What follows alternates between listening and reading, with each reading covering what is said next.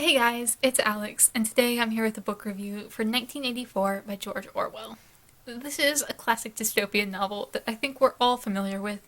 It deals with Winston Smith, who is an average Joe in a totalitarian government. This is where all the references to Big Brother and Newspeak and all that kind of thing come from. So I'm not really going to go into the description too much just because I think it's a part of pop culture at this point that we're pretty all aware of what this book is. I will say, just before I get into reviewing this book, that reviewing classics is hard because it does feel like because they're classics, they're inherently like better or more meaningful, and if you don't like them, then you're just missing something, or that by reviewing a classic, you should solely be talking about the themes and the meanings of it. But I'm just going to review this the same way that I review every other book, whether I've heard of it or not. So, George Orwell is about to get trashed in this review. I gave this book 2 stars. This was a reread for me.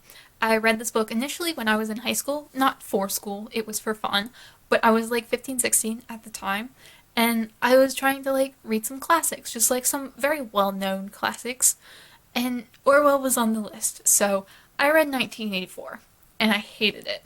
And I did remember as an adult that I disliked it, but I could never articulate why. Like, I had no idea why. It sounded like a good book, but I just really didn't like it.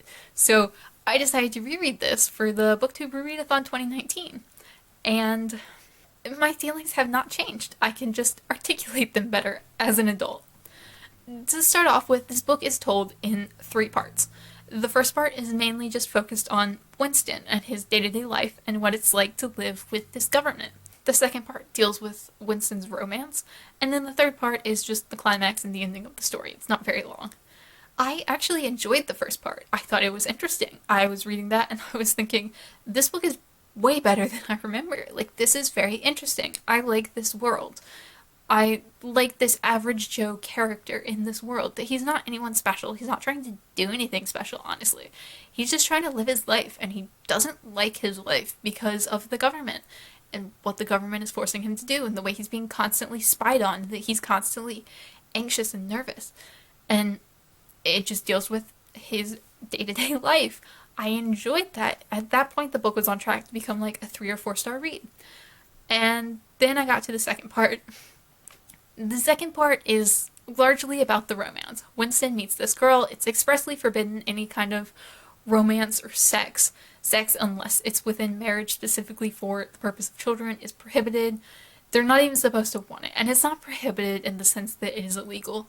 There is no legal or illegal. There are no laws. There is just what you do and what you don't do. Romance is one of those things you don't do, but Winston does. And I could not get behind the romance at all. For starters, I found the female character very annoying. Not her as a person. As a person, she was fine, but I found her role within the story annoying. She existed solely for one bit at the ending. And because this was a reread, I knew that going through, and because she only exists for this one purpose, it is super annoying to read. She has no other role in the story beyond that. She doesn't accomplish anything. She doesn't do anything. Winston does some things, but everything he does is despite her or just around her. And she's not really involved in any aspect of the story apart from having sex with Winston. Second, the romance between them is gross and I don't buy it. And there are some unlikable romances or dysfunctional romances that work in stories because they're interesting, but this was not one of them. This was not an interesting romance. It just like existed and I didn't want it to exist. I didn't care, I wasn't interested, and I found it very boring. And it took over a lot of the story. It wasn't as focused on the world anymore because it was about him just trying to get away to be with this girl. And I do understand to a point it was about how they got away and how the government spied on them and how they were getting through that, but it still didn't work for me. I found it incredibly unpleasant to read. And the other point about this section that was the worst point of the book and where I was like almost considered DNFing this book, even though I don't DNF books. Winston receives a book, and it's basically a book that is anti the totalitarian government. It's a manifesto by this dude who is supposed to be like some great rebel leader. And Winston reads this book, which is fine.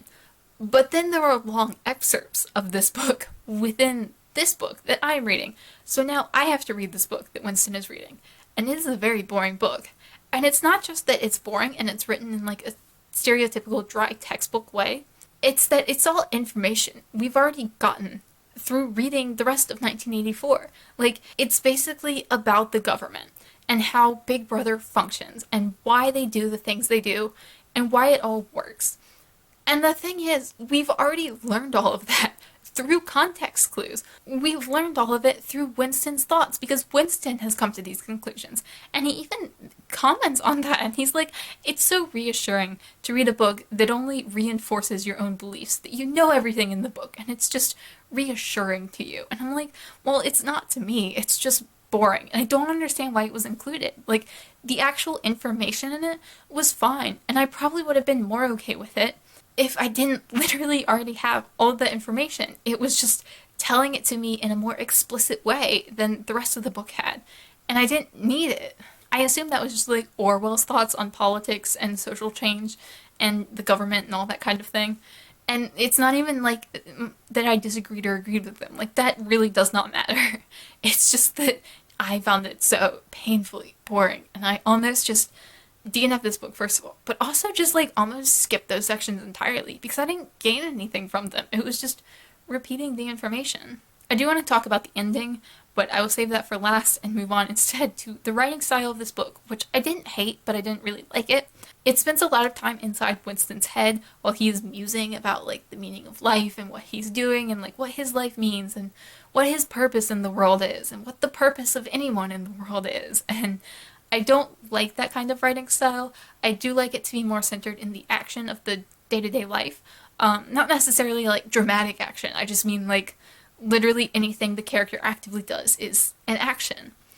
I don't like it when it's just paragraphs and paragraphs of thought and musings, and Colleen Hoover writes in that kind of style as well, and I'm never a fan of that kind of thing. And also, there were long, long sections of dialogue. I don't like that. I find when just paragraphs and paragraphs of the story are told through dialogue, it gets very dry and boring for me, and it's just like explaining what the story is like. And most people don't just talk in long paragraphs. Like, that's not natural, and I don't know. Like, this was written in 1949, but I'm reviewing this like I would any other book, and I don't like that writing style. I think it's quite boring to read, and honestly kind of a lazy way to interject exposition into the story. I also felt like this book was rather condescending.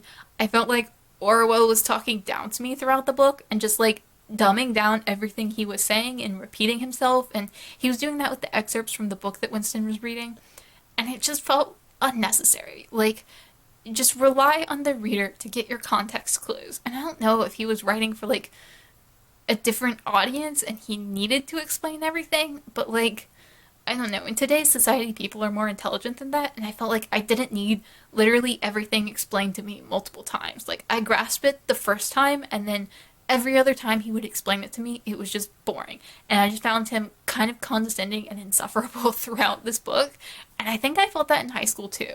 I don't know that I could articulate that when I was 15 or 16, but I definitely like left this book feeling an intense hatred of Orwell. I did want to get briefly into spoilers because I wanted to discuss a problem I had with the ending, and there's literally no way I could do that without actually discussing the ending, so I will leave a timestamp on the screen if you want to skip ahead and just like get to the end. But the ending, I was not a fan of the ending in high school, and I am not today. At the end of this book, Winston is being tortured and brainwashed. And one of the ways they do this, like the big moment, they threaten him with rats because Winston is terrified of rats. And when I was 15, I thought my problem with this ending was the rats themselves because I'm quite fond of rats. I had rats as pets, and I do tend to dislike books that just treat rats as like evil creatures. But that is like true, but that's not my overall problem with the ending. Because I can just like switch it to spiders in my head and it's just as terrifying as it needs to be. My problem is that it feels too trivial. Like, Winston has been through so much at this point. He has been systematically tortured, and I'm not exaggerating. I mean, he has literally been tortured. Everything from like physical beatings to sleep deprivation to starvation to dehydration to humiliation to the freaking torture machine from The Princess Bride. Like, he has been systematically tortured in every way imaginable. I'm probably forgetting many, many types of torture, but like, he's been through everything. and none of it like really breaks him. Like he's kind of broken, but not really. But the way that they break him is they threaten him with rats because he's afraid of rats. And I'm like, at this point in the story, it doesn't feel like this that it's specifically rats that matter. Like that doesn't matter, you know? Like I don't buy into that. I know people would disagree with that and that that's just like an opinion thing and it can never like be proven, but it just seems like he's been through so much that the rats wouldn't matter. That like something else would have broken him. That by the time he's been through all of that, it's like your fear of rats at that point seems so trivial. You know, it's like I'm afraid of things, but when I'm being just beaten and tortured all the time through various means, I feel like the things I fear have become much less because the torture that I'm experiencing is significantly worse than any of the things that I fear. And I don't like it. I didn't like it as a teenager. Like, it just felt off to me, and I don't think it works. Overall, I really like Winston's arc. I like what he started out as at the beginning and how he ended the story. I felt like that was very interesting.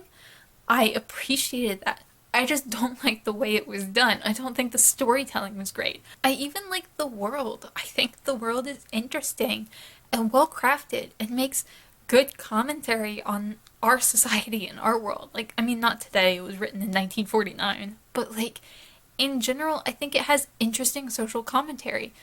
It's just, you can't enjoy a book unless you also enjoy the story it's telling, and I hate the story that Orwell decided to tell in this.